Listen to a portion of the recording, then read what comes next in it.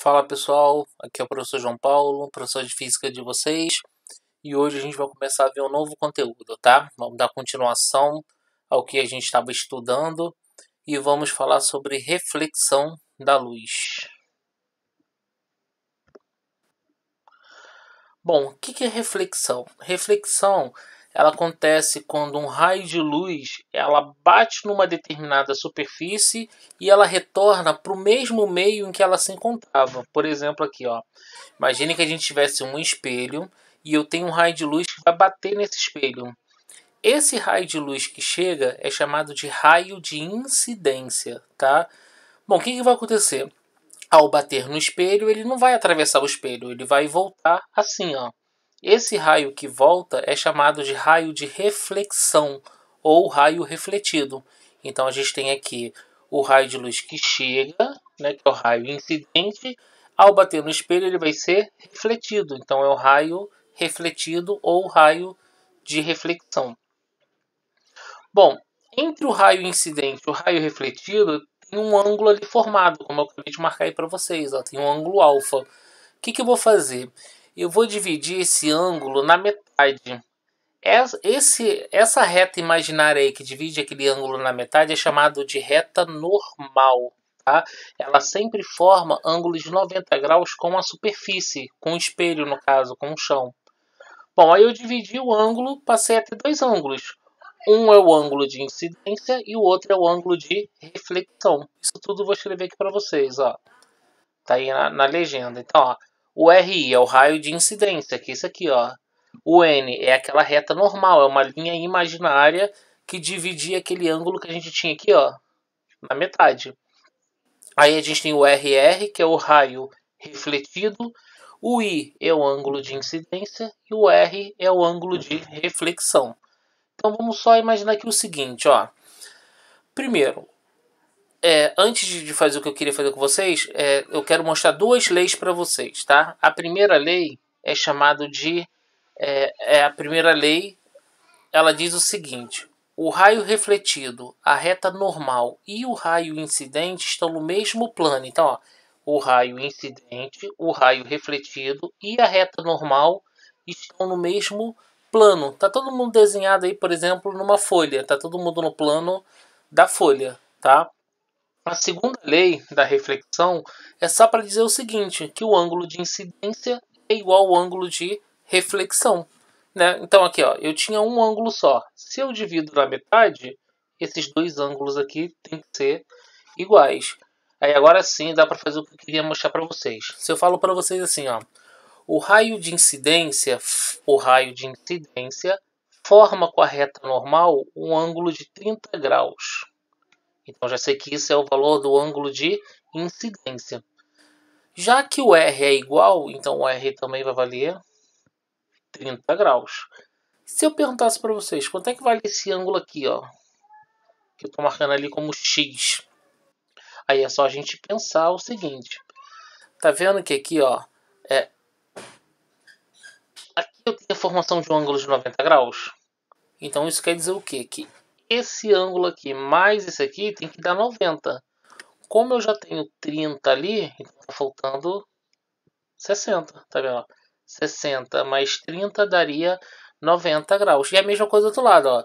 Se aqui eu tenho 30 para chegar a 90 também tá faltando 60. Então esse ângulo do lado de cá também vale 60 graus, tá? A gente diz que esses dois ângulos aqui, ó, lá na matemática a gente diz que eles são opostos pelo mesmo vértice. São opostos pelo vértice.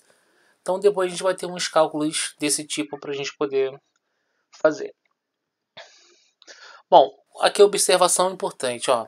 A luz, ao incidir sobre um objeto, pode ser refletido de duas maneiras. Então tem dois tipos de reflexão. A primeira é a reflexão regular. Quando é que acontece a reflexão regular? Quando eu tenho um chão aqui, ó, uma superfície, né, um espelho, por exemplo, também, é bem liso. O que acontece nessa situação? Os raios de luz eles chegam paralelos, então eles também vão ser refletidos de maneira paralela. Então essa reflexão é chamada de reflexão regular, tá? O outro tipo de reflexão é chamada de difusa. Ela acontece quando o chão aqui, ó, ela tem imperfeições.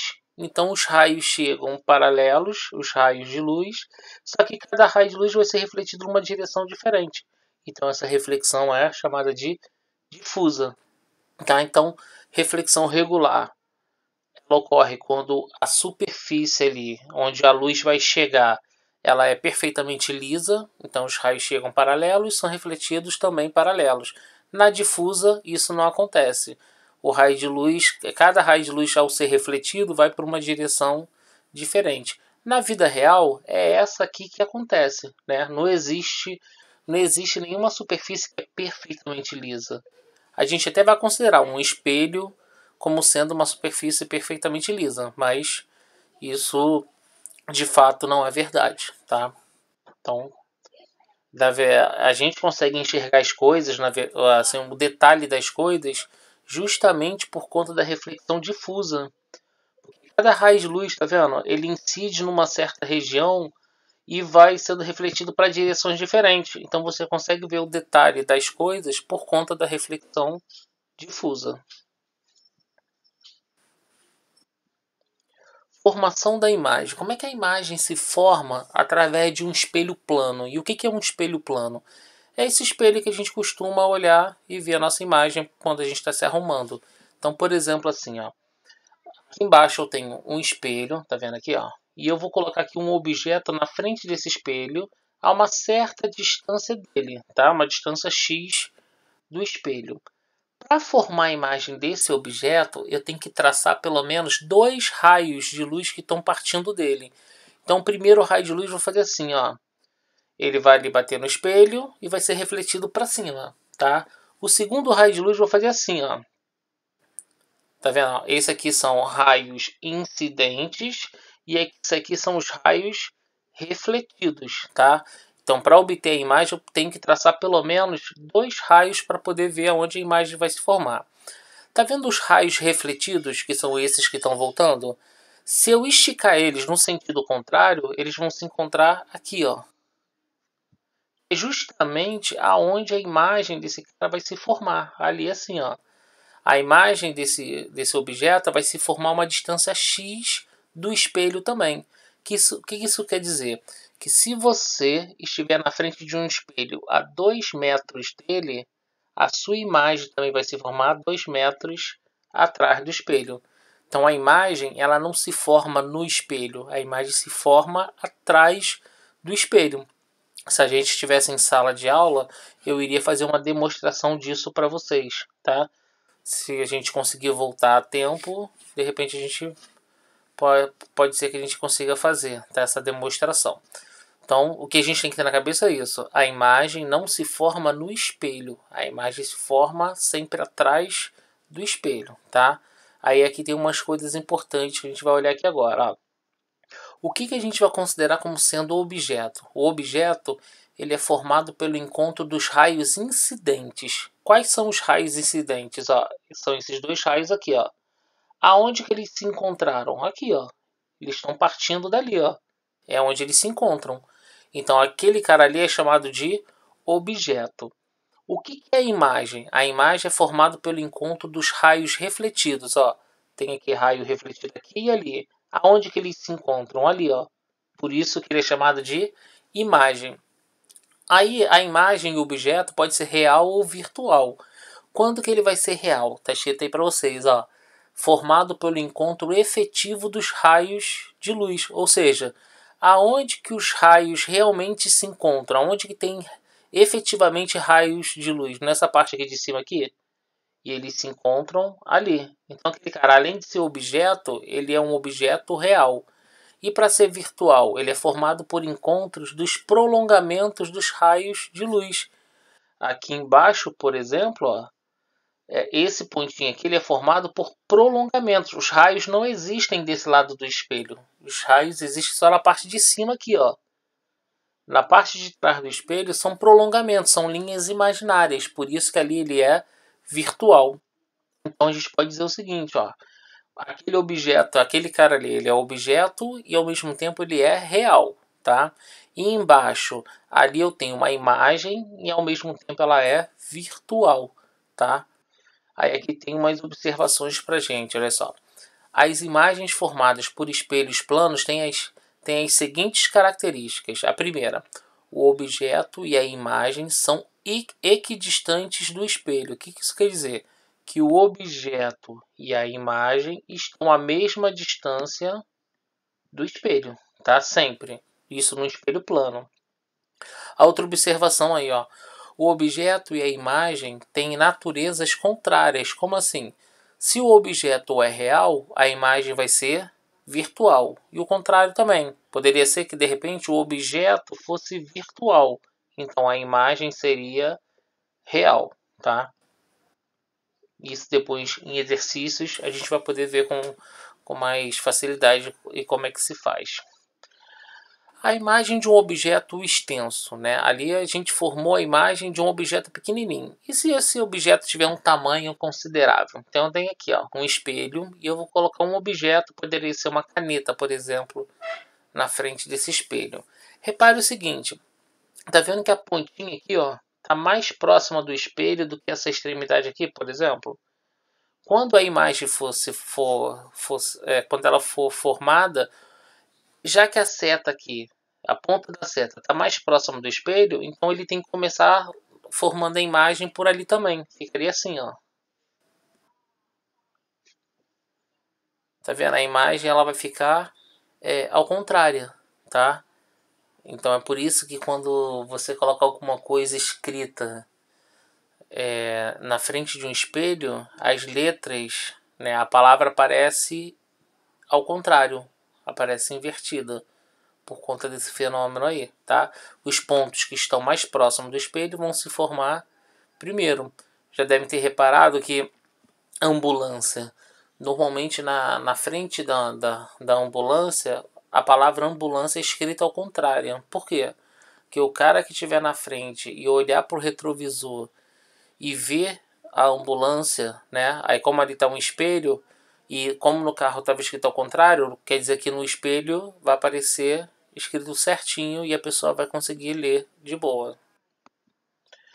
Campo visual. O que é campo visual de um espelho? É tudo aquilo que você consegue enxergar através de um espelho. Então, imagina assim, ó. Eu tenho aqui um espelho. O espelho vai só até aqui, tá? Ó, daqui até aqui. E aqui eu coloquei uma pessoa, né, próxima do espelho. Repare que essa pessoa não está na frente do espelho. Mas se essa pessoa olhar para o espelho, ela vai conseguir enxergar algumas coisas que estiverem por aqui, ó. O que vai determinar o seu campo visual? Para determinar o campo visual, eu tenho que mostrar primeiro aonde que a imagem desse objeto vai se formar. Lembra desse objeto, no caso essa pessoa vai se formar. Lembra que a imagem sempre se forma atrás do espelho à mesma distância que ele se encontra? Então tá aí, ó. Aqui é o objeto e a sua imagem estaria aqui, ó. A partir da imagem agora, eu traço duas retas, cada reta passando por uma extremidade do espelho. O que tiver aqui, ó,